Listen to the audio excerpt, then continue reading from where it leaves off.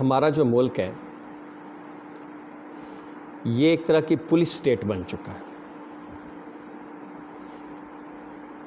جو police state کا مطلب کیا ہوتا ہے؟ پولیس اسٹیٹ ایک ایسی ریاست کو کہتے ہیں جس کے سرکاری ادارے شہریوں اور ان کی آزادیوں کو مکمل طور پر اپنے کنٹرول میں کر لیتے ہیں۔ انتہائی درجے کے وہ اقدامات اٹھائے جاتے ہیں جن کا مظاہرہ آج کل پاکستان میں ہو رہا ہے۔ آج کل قانون بھی سیاسی طاقت کے ماتحت ہے۔ پولیس اسٹیٹ میں پولیس کے ذریعے شہریوں پر ظلم و تشدد کیا جاتا ہے اور خوف و ہراس پھیلا کر حکمرانی کی جاتی ہے۔ عوام سہم کر ڈر کر ظلم و ستم کو برداشت کرتے ہیں، مگر غم و غصے کا لاوا ان کے اندر پکتا رہتا ہے اور بالآخر ایک دن جب یہ لاوا پھٹتا ہے تو اس طرح کے حکمرانوں کو بھاگنے کی جگہ بھی نہیں ملتی۔ دنیا کے ہر کونے میں عوام اور ڈرونے خواب ان کا پیچھا کرتے ہیں۔ آج کل سنا ہے کہ پولیس والے کسی بھی شہری کو 9 مئی کے واقعہ میں ملوث ہونے کا خوف دلاتے ہیں۔ مبینہ طور پر حکمران ان کی اس لیے حوصلہ افزائی کر رہے ہیں کہ ان سے لیے گئے گندے کاموں کا یہ بالواسطہ انعام ہے۔ دوسرا مقصد یہ ہے کہ خوف میں رہ کر عوام آئندہ کسی بھی طرح کی حکمران مخالف تحریک میں حصہ نہ لیں، جلسے جلوسوں میں شرکت نہ کریں، اور اگر انتخابات ہوں بھی تو پولیس اور دیگر ہتھکنڈوں کے ذریعے جب مطلوبہ نتائج حاصل کیے جائیں تو پولیس کے ظلم و تشدد کے خوف سے عوام انتخابی دھاندلیوں کے خلاف احتجاج بھی نہ کر سکے اور پاکستان سیاسی و معاشی طور پر غیر مستحکم رہے۔ جس طرح گندے کام کرنے کے عوض پولیس کو بالواسطہ انعام کے طور پر بدعنوانی اور رشوت ستانی کی مکمل چھوٹ حاصل ہے، اسی طرح پاکستان کے بدعنوان اور کرپٹ افراد سے گندے کام لینے کے لیے امریکی سامراج کی سرپرستی اور حوصلہ افزائی ان کو حاصل ہے۔ امریکی مصنف ڈینیل مارکے نے دسمبر 2013 میں چھپنے والی اپنی کتاب نو ایگزٹ فرام پاکستان میں 1947 سے لے کر 2001 تک کے امریکہ اور پاکستان کے تعلقات اور عوام میں امریکہ مخالف جذبات کے بارے میں تفصیل سے جائزہ لیا ہے۔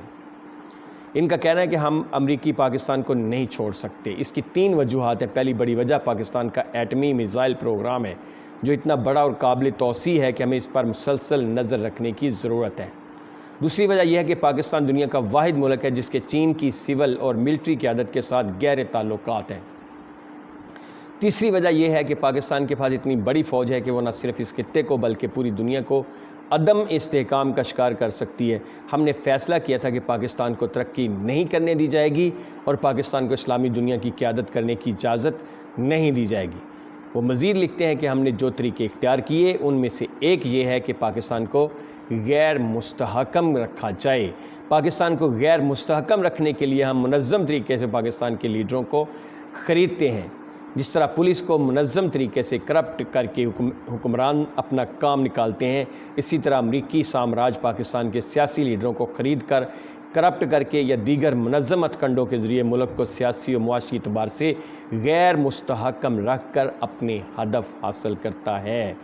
جس طرح پولیس اور سیاسی اداروں کو معلوم ہے کہ وہ جو کچھ کر رہے ہیں وہ غلط ہے، اسی طرح سیاسی لیڈر جو امریکہ کے مفادات کی حفاظت کرتے ہوئے ملکی خود مختاری، سلامتی اور استحکام کے خلاف کام کر رہے ہوتے ہیں، انہیں بھی کہیں نہ کہیں کبھی نہ کبھی اپنے ضمیر پر یہ بوجھ تو محسوس ہوتا ہوگا کہ یہ وطن فروشی ہے، عوام دشمنی ہے، بشرطے کہ ضمیر اگر زندہ رہ گیا ہو تو۔ پولیس اسٹیٹ کی ابتدائی شکل 9ویں صدی قبل از مسیح میں چین کے بادشاہ لی کے دور حکومت میں پائی جاتی ہے، جب ہر طرح کی سنسرشپ تھی، وسیع ریاستی نگرانی اور جبر تھا، اور اکثر اوقات ان لوگوں کو پھانسی دی جاتی تھی جن کے بارے میں یہ سمجھا جاتا تھا کہ وہ حکومت کے خلاف بول رہے ہیں۔ جدید دور میں بھٹو صاحب کو اس لیے پھانسی دلوائی گئی کہ وہ امریکہ کی بالادستی اور احکامات کو تسلیم کرنے سے انکاری تھے۔ پاکستانی عوام کئی دہائیوں تک ظلمت کے اندھیرے میں رہے۔ پاکستان جو اس وقت پولیس ریاست بن گئی تھی، اس کو ایک بار پولیس ریاست بنا دیا گیا ہے۔ بادشاہ لی کی ریاستی دہشت گردی کے اس دور میں عام لوگ سڑک پر ایک دوسرے سے بات کرنے کی ہمت نہ کرتے تھے اور رسمی سلام کے طور پر صرف دوستوں سے آنکھ ملاتے تھے۔ اس کے بعد قلیل مدت کے لیے کن خاندان نے حکمرانی کی؟ اس دور میں ریاستی دہشت گردی اپنے پیش رو خاندان کے دور سے کہیں زیادہ شدت اختیار کر گئی۔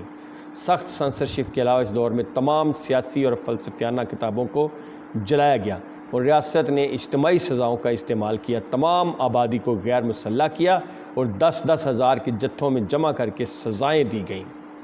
جاسوسی کے نیٹ ورک کا یہ حال تھا کہ اگر کسی نے حکومت مخالف سرگرمی کی اطلاع نہیں دی تو یہی سمجھا جاتا تھا کہ وہ اس جرم میں شامل ہے۔ اس کو اور اس کے تمام گھر والوں کو سزائے موت دی جاتی تھی۔ کچھ مورخین نے برطانوی بادشاہ ہشتم کی حکمرانی کو پولیس اسٹیٹ کے طور پر بیان کیا ہے۔ 1565 کے زار روس ایون 6 کے دور کو پولیس ریاست کے طور پر جانا جاتا ہے۔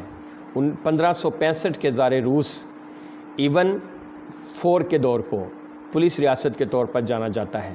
روس میں ظلم و ستم اور جبر کی حکمرانی تھی۔